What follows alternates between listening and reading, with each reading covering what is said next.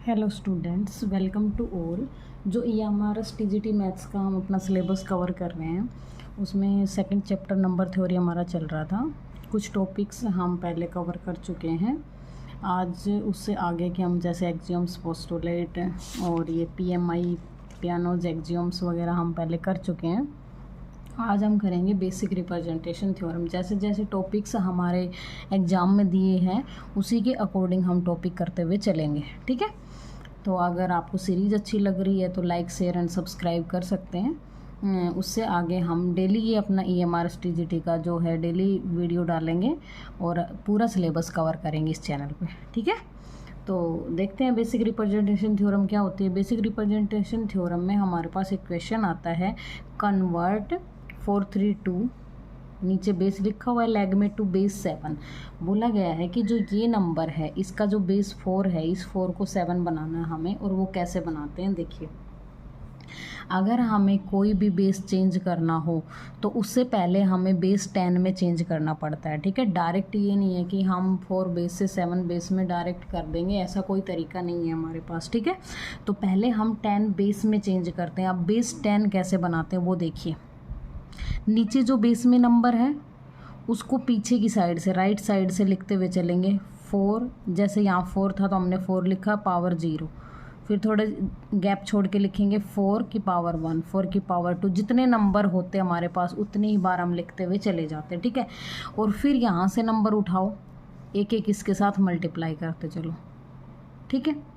पीछे की साइड से हम किस लिए कर रहे हैं कि जितने हमारे पास नंबर्स होंगे और बड़ा नंबर भी आ सकता है मान लीजिए, तो हमें आइडिया नहीं आएगा, इसलिए हम पीछे से स्टार्ट कर देते हैं राइट साइड से। कि जो नीचे बेस में होता है उसको आप या 4 लिखो, जो भी होगा XYZ बेस वो लिखो, उसकी पावर 0, फिर उसके बाद पावर 1, पावर 2, पावर 3, पावर 4, ऐसे चलता हुआ चला जाएगा, ठीक है। फिर उससे पीछे से मल्टीप्लाई करना स्टार्ट कर दो यूनिट प्लेस से, unit place, tens place, 100 place, फिर 1000 हो तो 1000 प्लेस, पीछे से वो मल्टीप्लाई करते हुए चल देंगे, ठीक है। अब 4, ये स्क्वेयर्स को सोल्व किया 16, 4 की पावर 1 क्या होता है, 4 ही होगा, ये 14 बाई मिस्टेक लिखा गया। अब 4 की पावर 0 क्या होता है, 1। अब इनको सोल्व कर दिया हमने। 16 4 जा 64 एंड 3 4 जा 12 एंड 2 1 जा 2। सबको ऐड किया तो हमारे पास आया 78 और उसका बेस क्या है अब 10। ये हमने चेंज किया है बेस 10 में। अब हमें तो 7 पे जाना है, तो 7 पे जाने के लिए हमें बेस 10 निकालना ज़रूरी था।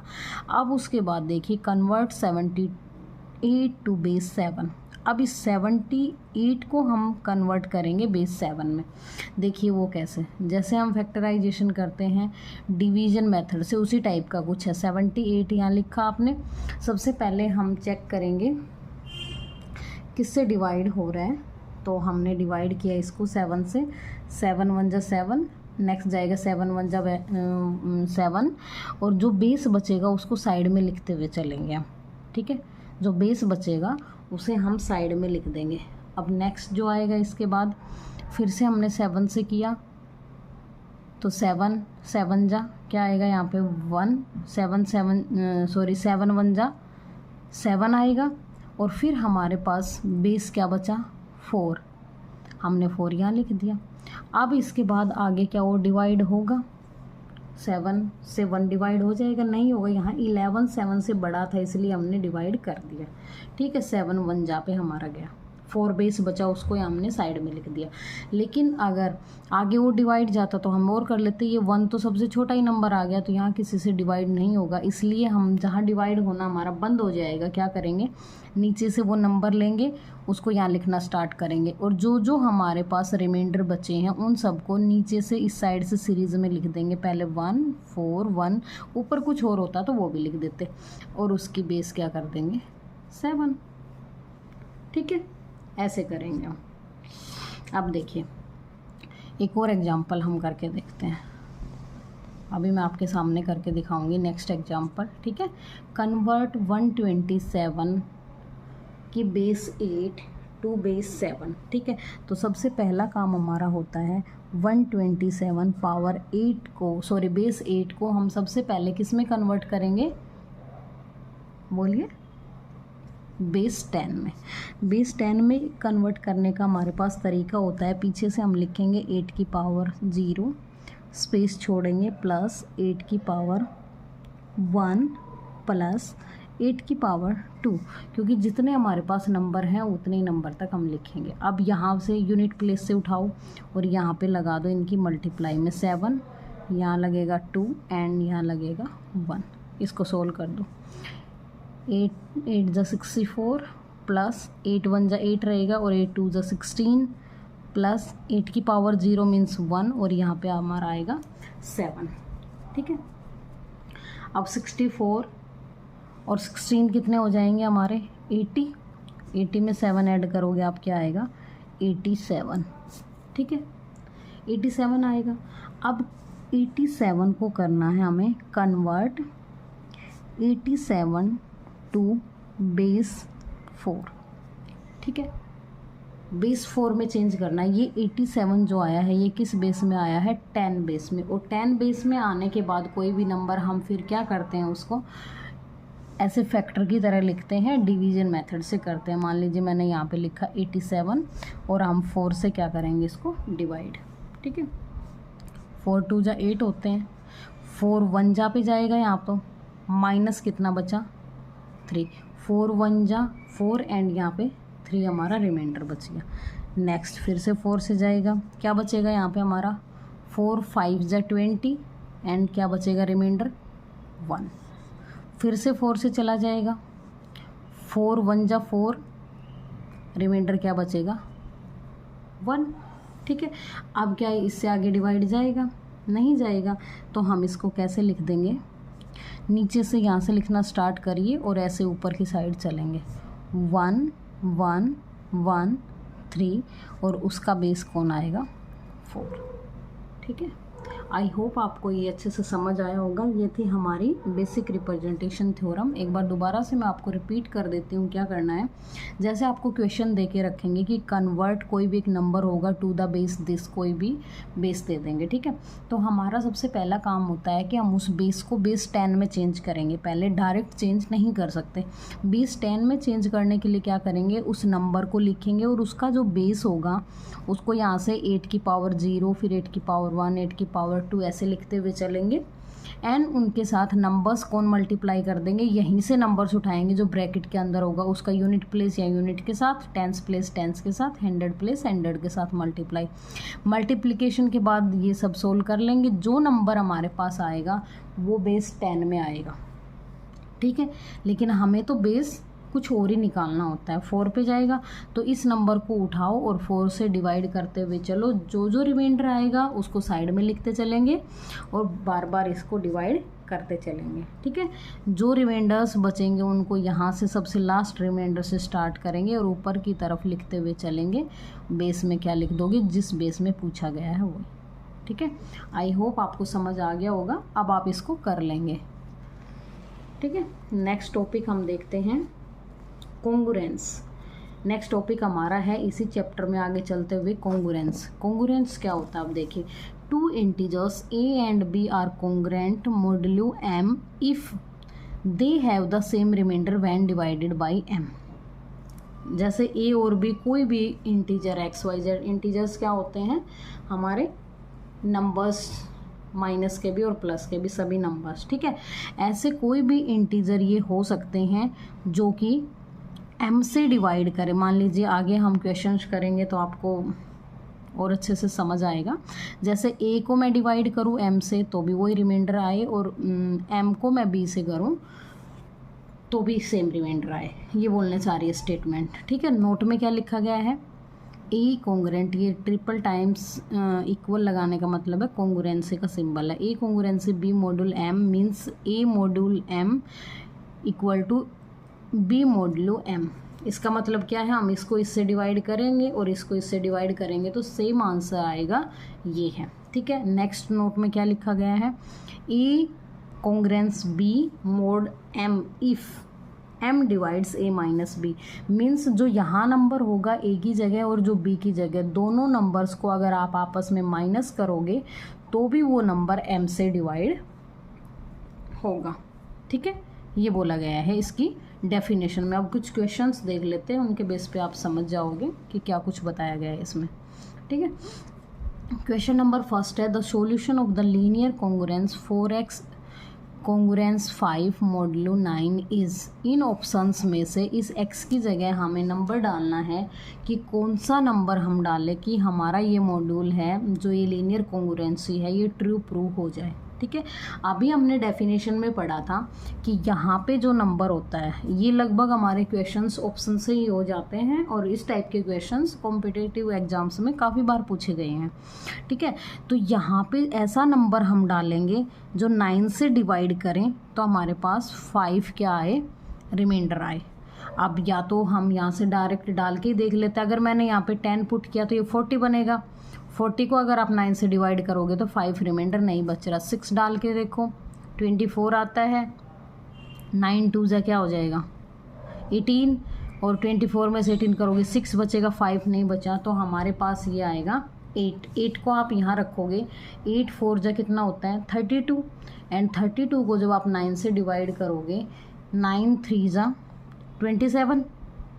ठीक है, मैं आपको यहाँ पे करके दिखाती हूँ। देखो 4 मैंने यहाँ पे पुट किया, कॉन्ग्रुएंस 5 मॉड्यूल 9। ठीक है, ये क्या आएगा हमारे पास 32 कॉन्ग्रुएंसी 5 मॉड्यूल 9। अब आप 9 को जब 32 से डिवाइड करोगे, 32 को 9 से किया आपने, कितना आएगा 9 3 जा 27, एंड रिमाइंडर क्या हो जाएगा 5। ठीक है, इसलिए हमारा ऑप्शन डी क्या होगा, करेक्ट। ठीक है, नेक्स्ट क्वेश्चन देखते हैं, इस जो थ्योरम है उससे रिलेटेड किस टाइप का क्वेश्चन आता है। नेक्स्ट क्वेश्चन है 21 की पावर 500 है, मॉड्यूलो 20 फाइंड रिमाइंडर। इसका रिमाइंडर हमें निकालना है। ठीक है, वैसे तो 21 की पावर अगर हम 500 करेंगे तो पता नहीं कितनी आएगी, लेकिन हमें क्या तरीका अपनाना है, देखिए 21 की पावर 500 करेंगे, मैंने नीचे लिखा 20। ठीक है, मॉड्यूल का मतलब डिवाइड करना ही तो होता है। मॉड्यूल अगर आप में बीच में मोड दिया हुआ है, मोड का मतलब मॉड्यूलो का मतलब होता है डिवाइड करो। आप यहाँ से अगर इसको डिवाइड करेंगे 21 जा 20, कितना रिमाइंडर बचेगा, यहाँ पे 1 रिमाइंडर बचेगा, और 1 की पावर 500 क्या होता है 1 होता है। कितना इजी हो गया देखो हमारे लिए। ये हमें प्रॉपर्टी पता होना चाहिए ना कि मॉड्यूलो दे रखा है, इसका मतलब जो यहाँ नंबर लिखा हुआ है उससे इसको डिवाइड करना और इसका रिमाइंडर निकालना। 1 की पावर चाहे कितनी ही कर लो हम, हमारा आंसर हमेशा क्या रहेगा 1 ही रहेगा। नेक्स्ट क्वेश्चन देखिए 142 मॉड्यूलो 143 फाइंड रिमाइंडर। अब इसमें और इसमें क्या डिफरेंस है, यहाँ पे तो बड़ा नंबर दिया हुआ था, अंदर छोटा था, तो हमने डिवाइड किया, हमारा 1 बचा। अब इसमें क्या करेंगे हम, प्रोसीजर तो सेम रहेगा, 142 की पावर 51 एंड उसको डिवाइड करेंगे 143 से। ठीक है, अब 143 से अगर आप करोगे तो ये तो छोटा नंबर है, मीन्स -1 बचेगा हमारा। अब -1 की पावर 51 करोगे, अगर पावर ओड नंबर है तो हमारा आंसर -1 ही आएगा। अगर पावर 52 होती, इवन नंबर्स में होती, तो हमारा क्या आ जाता, प्लस आ जाता। ठीक है, तो इसका आंसर आएगा -1। लेकिन अगर ऐसा पूछा जाए फाइंड पॉजिटिव रिमाइंडर, अगर इसके आगे ये और जोड़ दिया जाए आगे कि फाइंड पॉजिटिव नंबर, तो आप क्या करोगे, नीचे वाला जो नंबर होता है उसमें से हमारा जो यहाँ पे आएगा उसको माइनस कर दो, तो पॉजिटिव रिमाइंडर क्या बचेगा, पॉजिटिव रिमाइंडर इक्वल टू क्या हो जाएगा हमारा 43 - 1 क्या आएगा 42। अगर पॉजिटिव पूछता तो 142 हो जाता। अब कुछ भी नहीं बोला इसमें कि फाइंड रिमाइंडर, तो हमारा क्या हो गया -1 हो गया। ठीक है, आई होप आपको अच्छे से समझ आया होगा। इसी टाइप के क्वेश्चंस हमारे एग्ज़ाम में बनते हैं इस वाली थ्योरम से। ठीक है, नेक्स्ट हम करते हैं चाइनीज़ रिमाइंडर थ्योरम। वो भी कुछ इसी टाइप की है, चाइनीज़ रिमाइंडर थ्योरम भी इसी से मिलती जुलती है। चाइनीज़ रिमाइंडर थ्योरम की स्टेटमेंट देखिए क्या कहती है। The Chinese remainder theorem is use to solve a set of different congruent equation with one variable but different moduli which are relatively prime। ठीक है, अभी हमने जो कॉन्ग्रुएंसी का कॉन्सेप्ट किया था उसमें क्या था, हमारे पास सिर्फ एक ही इक्वेशन थी, एक ही set of prime numbers equations दिया हुआ था, एक ही इक्वेशन को हम सोल्व करते हुए आ रहे थे, ठीक है। सेम पैटर्न वही रहेगा, लेकिन चाइनीज़ रिमाइंडर थ्योरम में क्या होता है कि एक से ज़्यादा हमारे पास इक्वेशंस होती हैं। For example the system this is equivalent to, इन सब को हमें सोल्व करके एक इक्वेशन में चेंज करना है, ठीक है। वेरिएबल हमारा सेम रहेगा, इक्वल टू 1 मॉडुलाई 3, 4 मॉड्यूल 5, 6 मॉडुलाई 7, ठीक है। अब हमारे पास वेरिएबल एक है और हमें इनको कंसाइज रूप में बनाकर एक इक्वेशन में चेंज करना है। वो कैसे करेंगे? अब आपको सबसे पहले ये देखना होगा कि जो मॉड्यूल के साथ लिखा होता है, मॉडुलाई के साथ जो नंबर्स लिखे होते हैं वो आपस में प्राइम नंबर्स होने चाहिए, ठीक है, नहीं तो हम उनको पहले प्राइम नंबर्स बनाएंगे। अब देखिए 3, 5 एंड 7 ये तो ऑलरेडी प्राइम नंबर्स हैं, तो हमें कुछ भी नहीं करना। क्या करेंगे? इन सब नंबर्स का क्या करेंगे? हम एलसीएम ले लेंगे, ठीक है। एलसीएम लोगे तो क्या आएगा? प्राइम नंबर्स का एलसीएम मीन्स उनकी मल्टीप्लाई करनी पड़ेगी, ठीक है। प्राइम नंबर्स का तो हमें कुछ निकालना ही नहीं है एलसीएम। अगर प्राइम नंबर हैं तो हमें उनका